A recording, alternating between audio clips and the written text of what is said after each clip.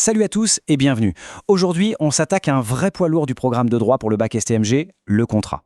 C'est un sujet, mais alors absolument essentiel. On le croise partout dans notre quotidien et bien sûr, c'est un classique de l'épreuve. Alors on va plonger dedans, histoire de bien maîtriser toutes les règles du jeu. Justement, en parlant du bac, voilà précisément les compétences qu'on attend de nous. Il faut être capable de qualifier un contrat, de vérifier s'il est valide et surtout de savoir quoi faire en cas de problème, quelles sont les sanctions. C'est exactement notre programme du jour, on va décortiquer ça ensemble, étape par étape. Tiens, petite question pour commencer. Un café qu'on prend le matin, un ticket de bus, un abonnement à une plateforme. A priori, rien à voir, hein?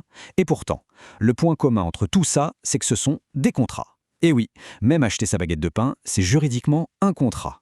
Le droit, il est vraiment partout autour de nous. Bon alors, c'est quoi exactement un contrat?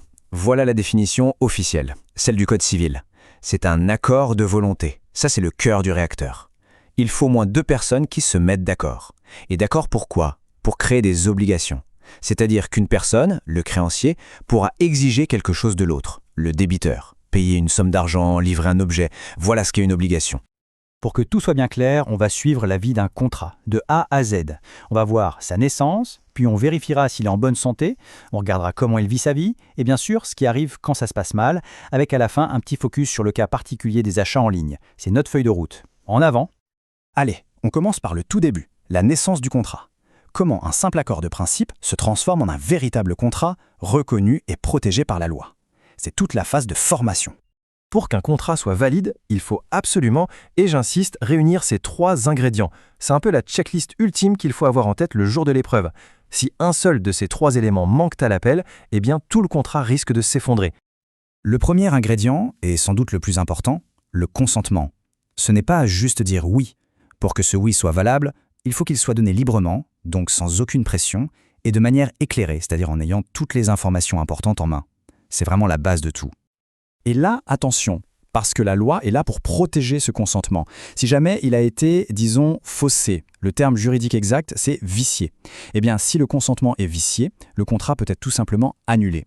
Et il y a 3 vices du consentement à connaître par cœur. Vraiment, c'est un grand classique des sujets de bac. On a l'erreur, quand on se trompe sur une qualité essentielle de la chose. Le dol, là c'est carrément une tromperie organisée pour nous faire signer. Et enfin la violence, qu'elle soit physique ou une pression psychologique qui nous force à contracter. Deuxième condition, la capacité juridique. En gros, c'est le fait d'avoir le droit de signer des contrats. Par exemple, un mineur qui n'est pas émancipé ou un majeur protégé par une tutelle n'ont pas la pleine capacité pour tous les actes de la vie. C'est une mesure qui est là pour les protéger.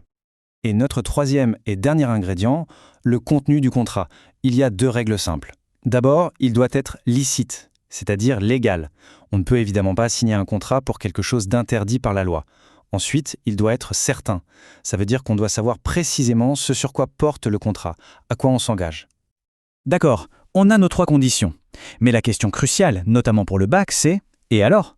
Qu'est-ce qui se passe si une de ces conditions n'est pas remplie ?» La sanction est très lourde. C'est la nullité du contrat. Il est considéré comme n'ayant jamais existé. Mais attention, petit piège, il existe 2 types de nullité. La nullité relative, elle, vient protéger un intérêt privé. Par exemple, si on a été victime d'un vice du consentement, on est la seule personne à pouvoir demander l'annulation du contrat. Et puis, il y a la nullité absolue. Là, c'est plus grave. Ça sanctionne une règle d'intérêt général qui a été bafouée, comme un contenu illicite. Dans ce cas-là, toute personne intéressée peut demander l'annulation. Cette distinction, elle est vraiment hyper importante.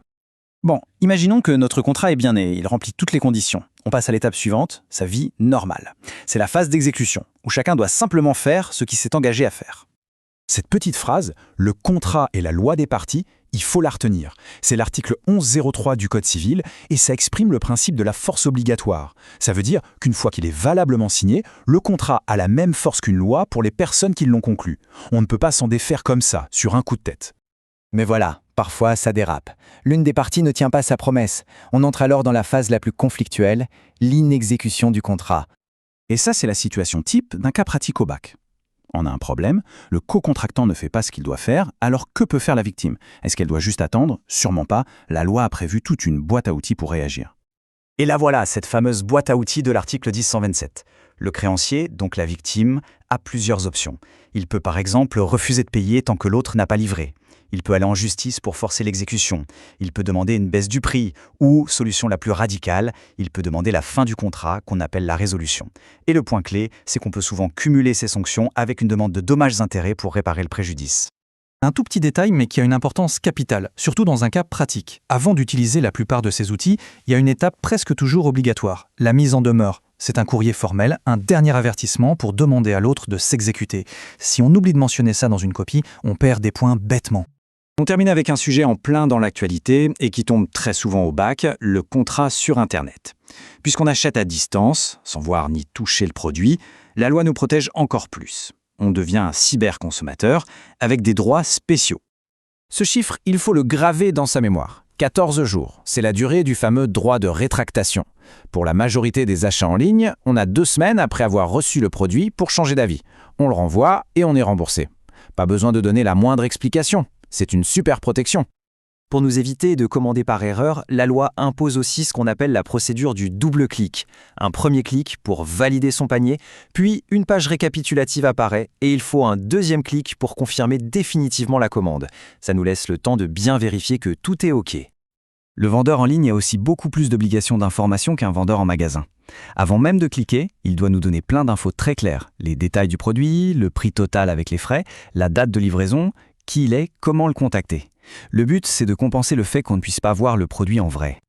Et voilà, on a fait le tour complet du cycle de vie d'un contrat, de sa formation à ses sanctions, en passant par les règles spéciales du e-commerce. Maintenant, la vraie question pour nous, c'est celle-ci. Face à un cas pratique, comment est-ce qu'on utilise tout ça pour construire une argumentation juridique qui tient la route ? C'est tout l'enjeu. Bon courage pour les révisions.